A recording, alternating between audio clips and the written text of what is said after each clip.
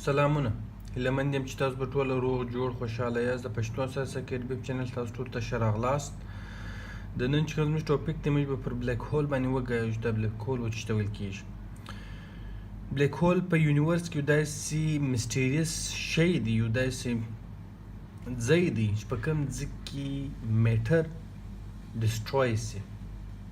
میټر یعنی سټارز که چیرې د بلیک هول ته نږدې نو هغه بلیک هول هغه ځان ته اټریکټ کړي او هغه سټار په هغه ځای کې ډسپیر شي. دغه ځای چې دی دې ته موږ بلیک هول ویل کېږي.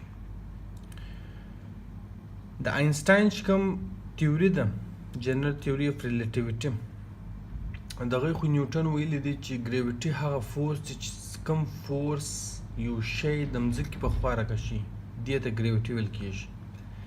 لیکن د آینسټاین د جنرل تیوري اف ریلیټیویټي په مطابق دا دی ګریویټي هغه شی دی چې کرویچر اف سپیس ټایم، د کرویچر د سپیس چې کوم کرویچر دی، لکه مثال کے طور پر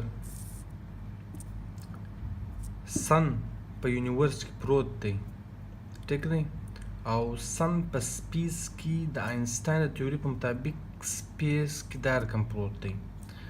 څونه یو شی ډینسر دی، څونه یو شی وزني، هغونه دا چې کوم کرویچر دی دا زیاتیږي.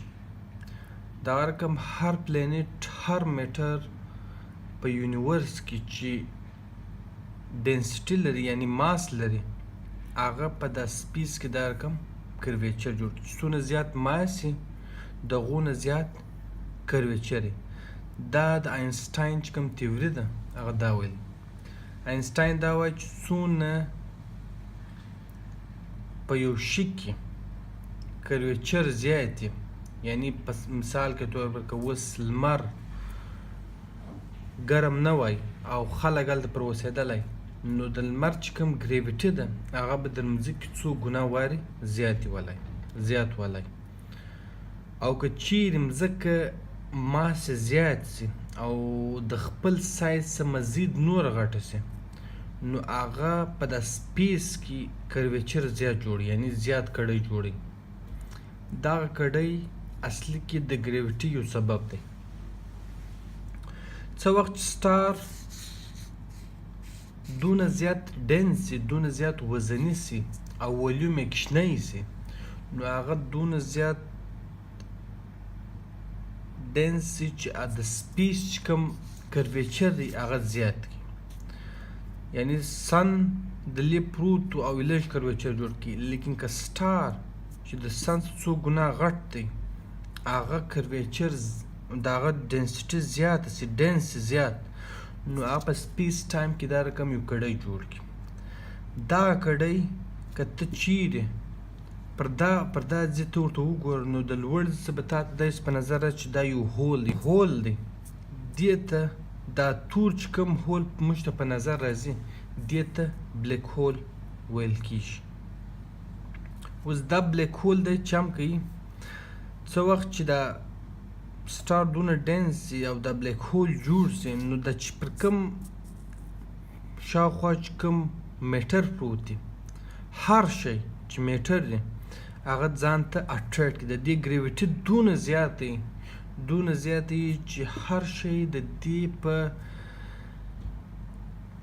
شاوخوا کې اگر د ځان ته راکش کړي، او څه وخت چې دی ځان ته راکش کړي نو هغه شی چې هغه ډسپیر سي. یعنی که یو انسان مثال کے طور پر دلی ولاړ او بلیک هول ته دونه نږدې سي، نو د انسان چې کوم باډي د اگر د ډسپیر سي، یعنی ورکه سي، خو انفورمیشن نه ډسټروی کېږي. په دې باندې ویل چې کوانټم میکانیکس چې کوم دغه دی چې کوم تیوري د هغه دا وایي چې انفورمیشن کین ناٹ بی ډسپیرډ. نو که چیرې زه انفورمیشن د لې ډسپیر کم نو یو رقم کوانټم میکانیکس چې کوم ټوټل تیوري د هغه غلطیږي. نو لہذا تیوري دا وایي چې که چیرې یو شی ډسټروی سي، ډسپیر سي، نو د هغه چې کوم انفورمیشن دی هغه ختمیږي نه، بلکې هغه په یونیورس کې په یو بل شکل کې یعنی د فوټون په شکل کې موجوده وي.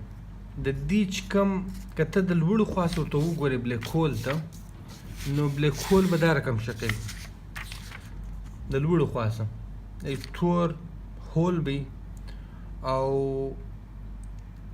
ټوټل چې کوم انفورمیشن وي هغه پر ایونټ هورایزون باندې پروت وي، یعنی چې هر شی بلیک هول کې ډوبیږي هغه ډسپیریږي، د هغه ټول چې کوم انفورمیشن ان د فارمز اف فوټون، د فوټون په فورم کې دا ګرده پر ایونټ هورایزون باندې پروت وي.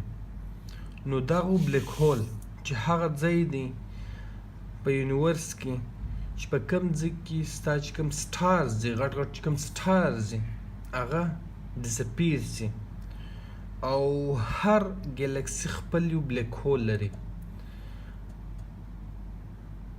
نو دغه و چې بلیک هول ما تاسو ته سرم په درخلاص کړي، دا یو بیسیک انفورمیشن و. انفورمیشن وجه دا وله چې په دا اوس کې بلیک هول چې کوم ایمیج دی هغه فور د فرست ټایم هغه ساینسدانانو واخیستی، او د دې تیوري چې د ډیر شان ثابت سول.